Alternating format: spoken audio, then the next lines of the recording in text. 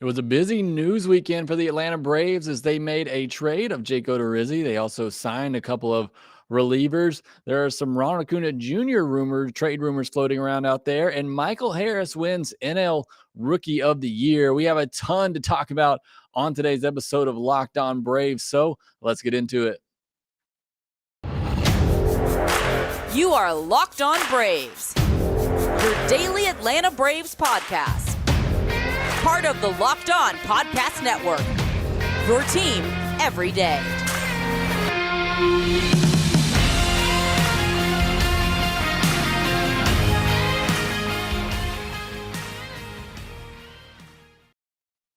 Hey, and welcome back to Locked On Braves, part of Locked On Sports Atlanta, where we cover your favorite Atlanta sports teams each and every day. I'm your host, Jake Mastriani. You can follow me on Twitter at ShortstopBall. Also, make sure you follow the podcast on Twitter at LockedOn_Braves. Send in any questions, comments, or feedback that you have for the podcast. Also, make sure you subscribe to us on YouTube if you are new. And if you're watching us on YouTube, please do me a favor, hit that thumbs up button and that notification bell, as it does help support the show a ton when you do that.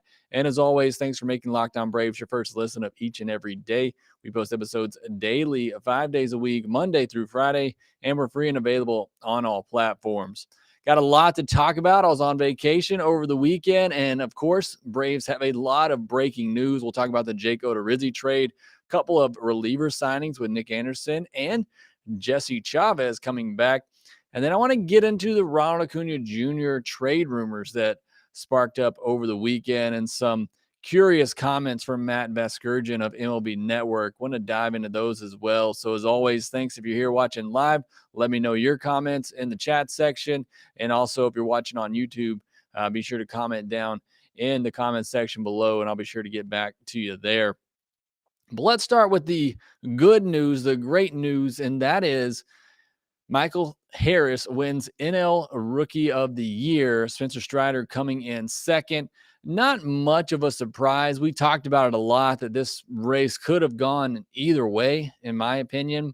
But because Michael Harris plays every day over somebody like Spencer Strider, a starting pitcher, pitching every fifth day, that just tends to lean into the favor of the position player. And that's why I think most people thought Michael Harris would win this award, and he did win it pretty convincingly. The overall numbers, pretty tight, but he got 22 of 30 first place votes. Spencer Strider received the other 8.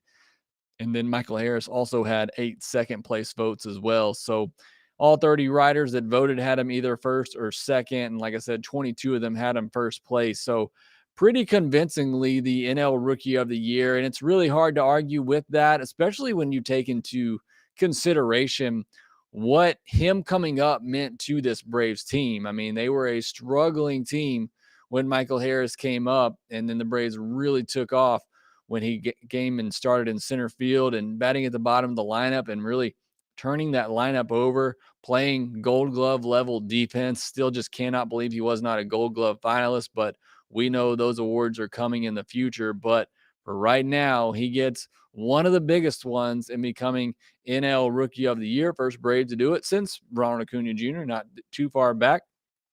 And I mentioned this before, but with Michael Harris finishing second, Michael Harris finishing first, and Spencer Strider second, the Braves become the first team to have players finish first and second NL Rookie of the Year since the Braves did it in 2011 with Craig Kimbrell and Freddie Freeman. So just really remarkable that the Braves are the last 2 teams to do this. And just what an incredible year it was for Michael Harris. Spencer Strider, I mentioned, finished second place. He had those 8 first place votes, the first place votes that Michael Harris didn't get, 21 second place votes. One writer decided to leave Strider off the ballot altogether. Not really sure how you do that, but somebody chose to do so. But he had, again, 8 first place votes, 21 second place votes. And to me, look, we knew it was going to be 1-2. We knew this was most likely going to be the order of these guys. But MLB Network did a 200 or a 2 hours, really struggling with words. I've been driving all day, but MLB Network did a 2-hour special just to announce these awards, which I think is a little ridiculous, but I did enjoy watching the interview with Spencer Strider. And I loved hearing him talk about his pitches and Al Leiter asking him, are you working on developing another pitch? And I didn't realize, and I went back and watched obviously his videos last year, and I could see he was trying to develop a slider, kind of like a curveball at times, but I didn't understand that just until last summer, he really started working on that slider. And you see how great it's already become. And Al Leiter asked, are you going to work on a third pitch?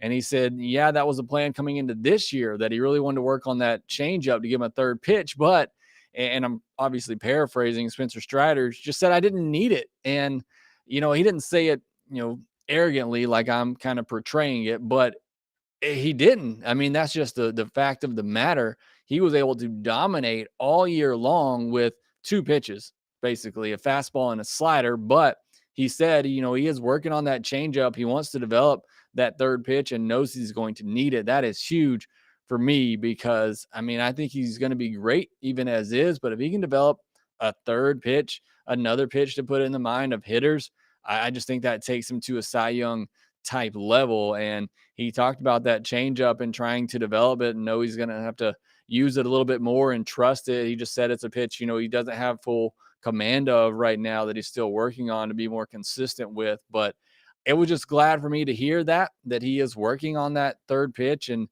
just honestly didn't need it this year and was dominant without it. So I loved hearing that part of the interview. I love hearing Spencer Strider just talk about baseball. I think he's just a smart player. And that kind of leads into my next point. What is the ceiling for these two? And for Spencer Strider, I honestly think he has the higher ceiling of the two. I believe he has the potential to be a Cy Young winner someday, definitely in the discussion of winning a Cy Young. I think that highly of Spencer Strider because I just think he is such a smart pitcher. I think obviously he has the pitches to get it done. He talked about during the interview as well, kind of modeling his slider at least after Jacob deGrom. But, this is how Jacob deGrom dominates. He has that fastball in the upper 90s, 100 miles per hour that he'll throw up and into righties and then crash that slider down and away. And you see how dominant deGrom is. And deGrom is dominant with it because he can locate it. I mean, he can dot the paint with 100 miles per hour at ease. And I think Strider can get to that level. He can incorporate that changeup. I think he can get to that type of level. I'm not saying he's going to be Jacob deGrom, but I think he can certainly be in that Cy Young conversation like Jacob deGrom is every single year. My only real question or concern with Spencer Strider is the durability. He is Quadzilla. We know that his lower half is strong as can be, but he is a little bit of a shorter frame. How does he hold up over 175 innings in a season? Does he get to that 200 inning level? And can he maintain this type of dominance, that type of velocity throughout? That's still a big question for Spencer Strider. So I'm not saying it's going to happen next year, may not even happen in the next 2 years, but he continues on this path that he's on and he continues to get stronger. I think he has the capability to get to Cy Young level. And Kate Harrington in the chat asking, has he had Tommy John? He did. He had Tommy John at Clemson in college. So hopefully that's behind him. And hopefully, we can see many successful, healthy years for Spencer Strider. And I think that's the case. And he just continues to get stronger, continues to work on developing that third pitch. I don't see any reason why he can't win a Cy Young someday. I mean, especially the numbers he had this year were just so dominant. I mean, it's hard to imagine him being able to replicate that over 175, 200 innings, but I would not doubt it. And I wouldn't doubt Michael Harris either. Look, I love the kid. Just because I'm saying Strider has the higher ceiling. It's not that I don't believe in Michael Harris. I think he has all the confidence in the world to be, a great player. I see him being somebody who makes several all-star teams. I'm not sure if he's ever an MVP type candidate. Part of that, I think, could be he's going to be in an outfield with Ronald Acuna Jr., who I believe is going to be, perennial MVP candidate once he gets back to full health. But I still see Michael Harris being a guy who makes several all-star teams. We know he's going to win several Gold Glove awards. I think the offensive potential is still a little unknown with Michael Harris. Obviously, it was great this year, but can he repeat that in 2023? I mean, he was great in the minors offensively for sure, but just a handful of games at double A. Can he continue the offense that he had in 2022? Can he replicate that in 2023? Is he a 2020 type player? Can he be a potentially 30-30 type player? I mean, he was one home run away from having a 2020 season this past year. So again, I think the potential is unlimited for Michael Harris. I just believe I can see the path there for Spencer Strider to be a Cy Young caliber player. I don't quite see it yet with Michael Harris, but I'm not saying it's not possible for sure. Again, I think the kid is still young, 21 years old. I think we still have yet to see his full potential, what he can be. Can he be an Acuna type player, five-tool player? I certainly think, that he's capable of it. So I'm really excited about the future for both of these players. Wish they both could have won the award. Wish they could have somehow split it or gave a hitter and a pitcher award, because they both were very deserving, but really excited about the future for these two young Braves players. All right, next, we're going to talk about Acuna, talk about the trade rumors that sparked up over the weekend. Are they real? What is going on there? We'll discuss that next. Today's episode is brought to you by BetOnline. BetOnline.net is your number one source for sports betting info, stats, news, and analysis. Get the latest odds and trends for every professional and amateur league out there. From football to basketball to soccer and esports, we've got it all at betonline.net. And if you love sports podcasts, you can find those at BetOnline as well. After you listen to this one, go over there, give them a listen. We're always the fastest and easiest way to get your betting fix. Head to the website today or use your mobile device to learn more. BetOnline, where the game starts. So I had a tweet sent to me over the weekend about quote unquote source that said the Braves were considering trading Ronald Acuna Jr. Look, I don't ever want to throw shade at anybody out there trying to break news, but there are very few people in this industry that I trust and take seriously. I think that tweet, right or wrong, whatever, gained fuel by the fact that Matt Vasgersian on MLB Network on back-to-back days mentioned potential turmoil in the Braves clubhouse because of what Ronald Acuna Jr. is making in comparison to what other players are making, and potentially Dansby Swanson if they signed him back. And he even went as far as to say that he believes, or somebody in the Braves organization believes, that Dansby Swanson gets preferential treatment over Ron Acuna Jr. I've always loved Matt Vasgersian. I really have. I think he's funny. He's witty. I love him on MLB Network. Not so much as a play-by-play guy, but I've always just liked his wit and his humor as an MLB Network. I don't even want to say analyst, but just a host. And what he does, these comments are just terrible. I can't believe he's saying these things that he's saying on MLB Network. If you have a source, I need you to share it, because what he's saying is just completely outlandish. It is, in some ways, shaming a Braves organization. It's throwing dirt on the Braves organization that they would somehow show preferential treatment to one player over another. Ronald Acuna Jr. accepted the deal that he made. Or, right or wrong, whatever, to him, it was the right move. It was a deal that set him up financially for life. And if he wants to be upset about that, that is on him. But let me say this. There is no reputable source out there that covers the Braves that has mentioned one thing about Ron Acuna Jr. being upset about his contract, that Ron Acuna Jr. is upset with how the organization treats other players on the team. There is not one reputable source out there that is saying this. This is all speculation and rumor, and it's why I cannot believe Matty V is saying this on air and just stirring the pot and creating rumors and just false indication where there is none. And 2 days in a row, he doubled up on it.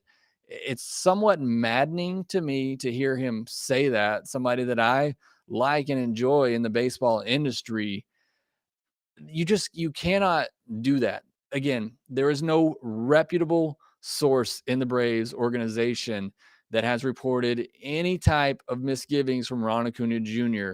or any possibility of the Braves wanting to trade him or that there's turmoil in the clubhouse. And if it comes out and that's the case, then I'll believe it when Dob Bowman, somebody that covers the Braves every day, actually says it. But to this point, and even those people who I just mentioned said they've heard none of that. I can't believe something that an MLB network host who covers teams on the West Coast would say about a Braves clubhouse, and to report it as if he's hearing that from somebody within the Braves organization.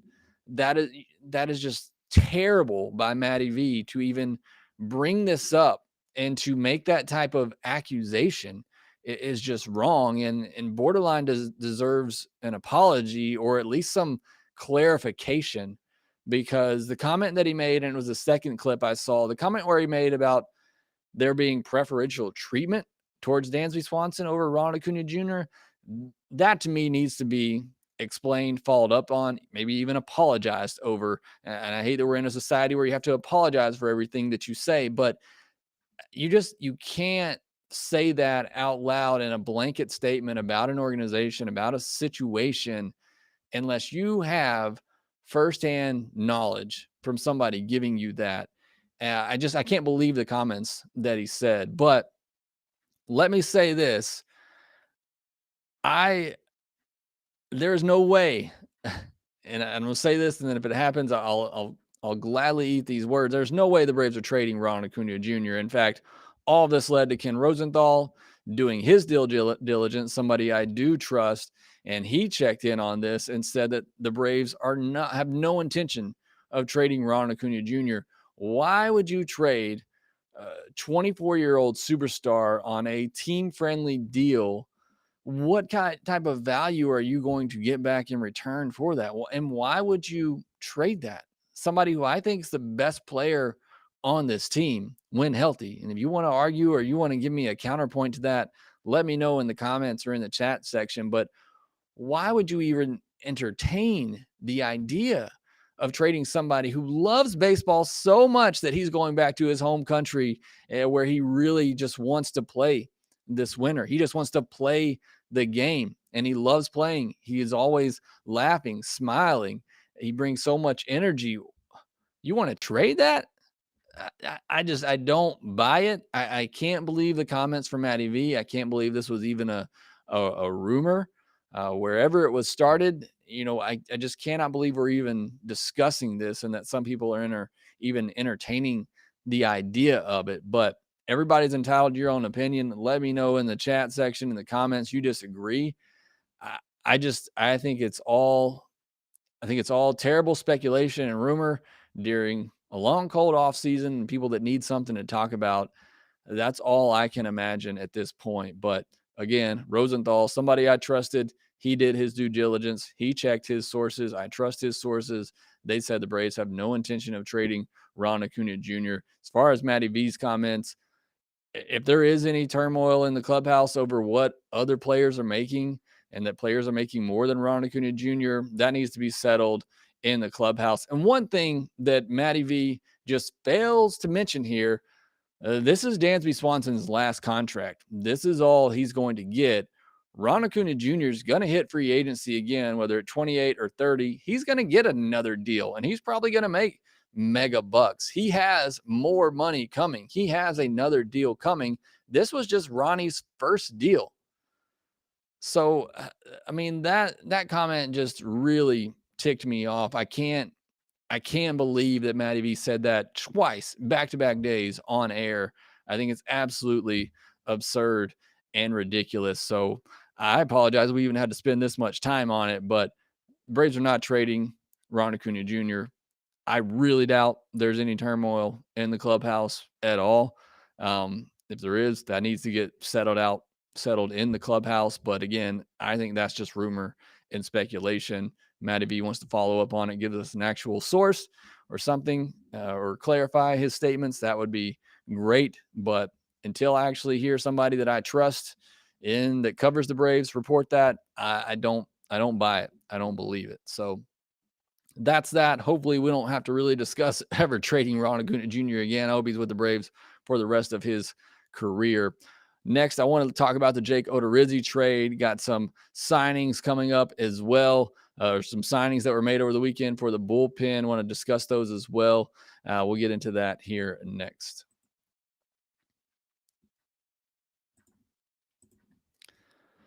So while I was on vacation over the weekend, got a word of a trade that the Braves made, sending Jake Odorizzi to the Texas Rangers.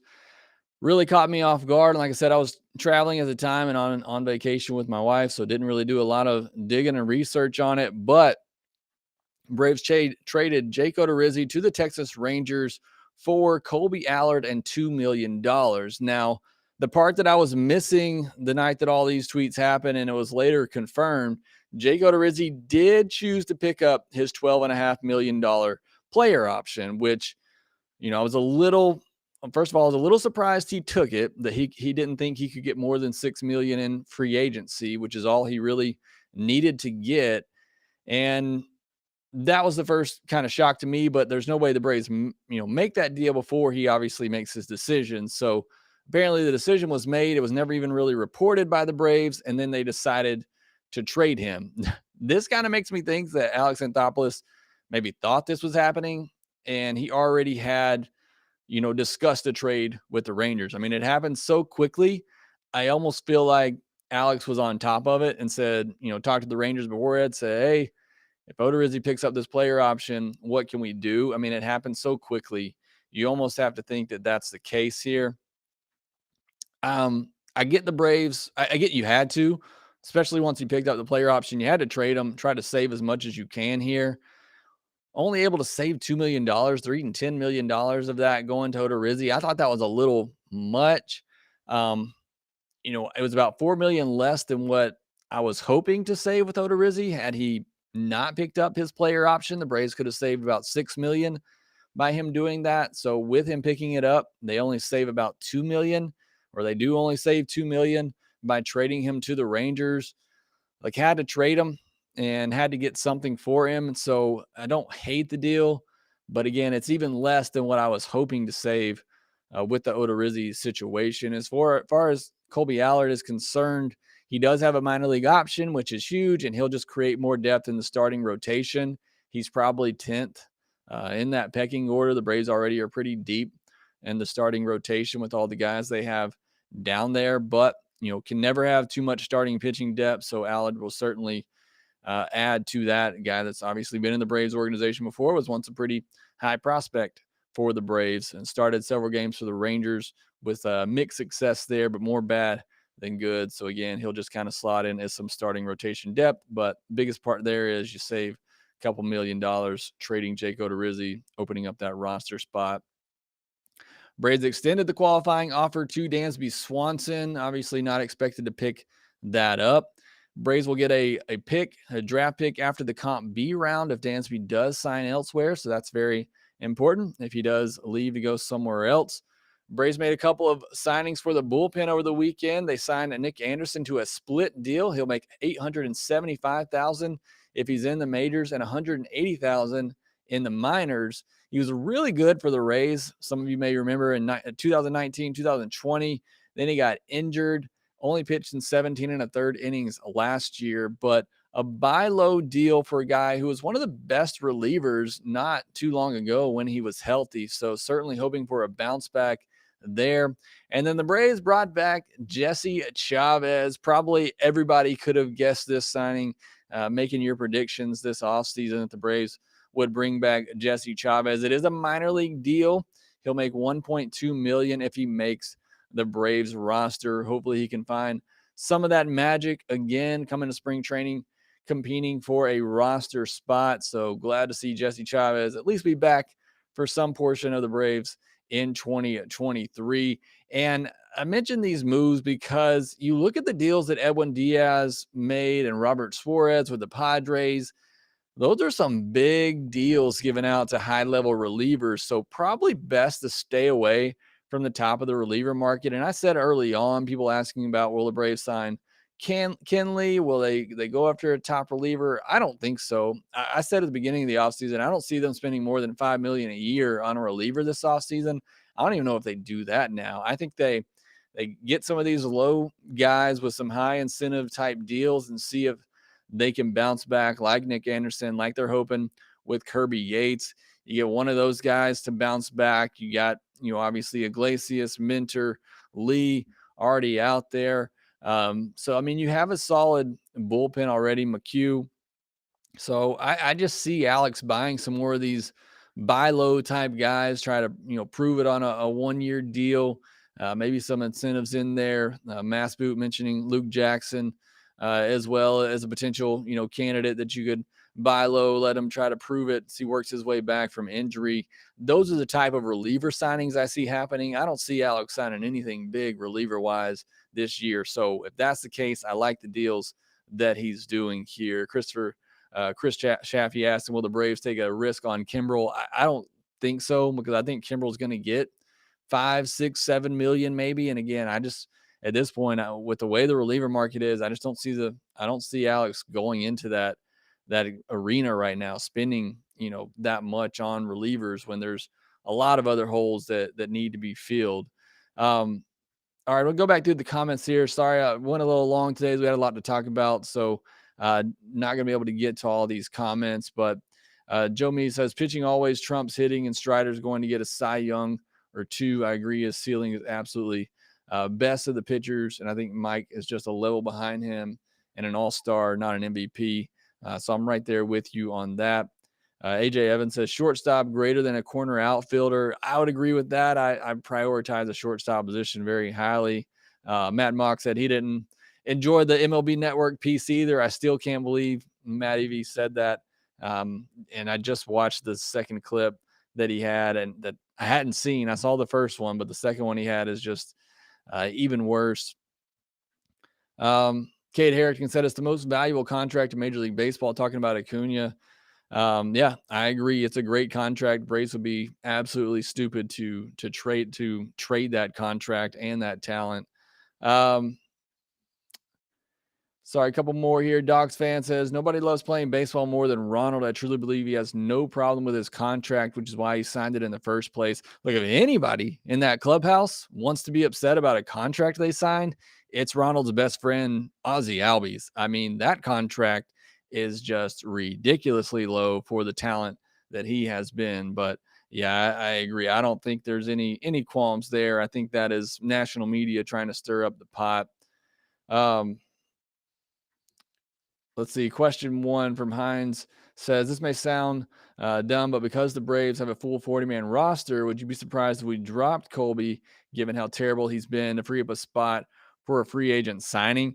This is something we hadn't really got to. The Braves added a couple of guys to their 40-man roster, but there's still some players they need to protect here, I believe by tomorrow, in order to protect them from the Rule 5 draft. So there will be some 40-man roster maneuvering tomorrow for sure, because I think there's at least 2 players, and at least one, Darius Vines, that needs to be added to the 40-man roster, protect them from the Rule 5 draft. So we're going to see some 40-man roster maneuvering tomorrow that we'll certainly talk about on Tuesday's episode. Joseph's recap, you really see Dansby walking? I do at this point. Look, he reached free agency. I still think the Braves find a way to bring him back, but it would not surprise me at all if he does go somewhere else. Matthew Anderson says, more than likely need another lefty since Matzek is down. It means Minter Lee are the only 2 down there. Like the Astros just won a World Series with Will Smith as their only lefty, and they didn't even use him. If your bullpen guys are good enough, they can get out righties and lefties. So having 2 in there and 2 really good ones in Minter and Lee, I think the Braves are fine with that. AJ Evans said, would it be outrageous if they signed Jason Hayward for the bench for outfield? I had somebody else tweet this to me over the weekend. Look, I would love to bring Jason Hayward back. He's one of my favorite Braves players. And Like, I think he'd be better than Guillermo Heredia on the bench. And I think with the shift going away, perhaps it helps Hayward out a little bit. But I think Hayward can cover all three outfield spots and still play really good defense. He can run into a home run and give you some left handed pop off the bench. And again, perhaps with the shift going away, he comes up with a few more hits. That likely, no. I think Sam Hilliard probably fills that role. They already traded for him. So I don't think it happens, but I wouldn't necessarily hate it to give him, an opportunity to win that bench spot, between him and Hilliard and Heredia. All right. This second question here from Hines says, do you think Nick Anderson returns somewhat to his closer status we saw in 2020 World Series for the Rays? I think if you add Taylor Rogers, we had a top three bullpen in MLB. I just said I don't think AA signs any big relievers, and I think that includes Taylor Rogers. But I do think there's an opportunity for Nick Anderson to bounce back and be maybe not quite to that form that he was, previously, but I think he can be a really good reliever, make some good, get some big outs for the Braves this year. I certainly think that's possible. And now that he's a little bit further removed from his surgery. So I definitely think so. And that's why I think it's a good signing, as a buy low signing. Even if he gets to the majors, you're not paying him over $1 million. And if you get anything close to what he was with the Rays, I think that's a great signing. So again, apologize, couldn't get to everybody in the chat there, but put your comment on YouTube. I'll make sure to get back to you there. But that will do it for this episode of Locked On Braves. Thank you for making Locked On Braves your first listen of every day. Now go make your second listen, Locked On MLB, where MLB expert Paul Francis Sullivan brings humor, passion, and a unique perspective, talking about the biggest stories from around the league. Again, thanks for listening. Be sure to follow us on Twitter at LockedOn_Braves. You can follow me at ShortstopBall. Also, make sure you rate, review, and subscribe to the Locked On Braves podcast wherever you get your podcast. And we will talk to you next time.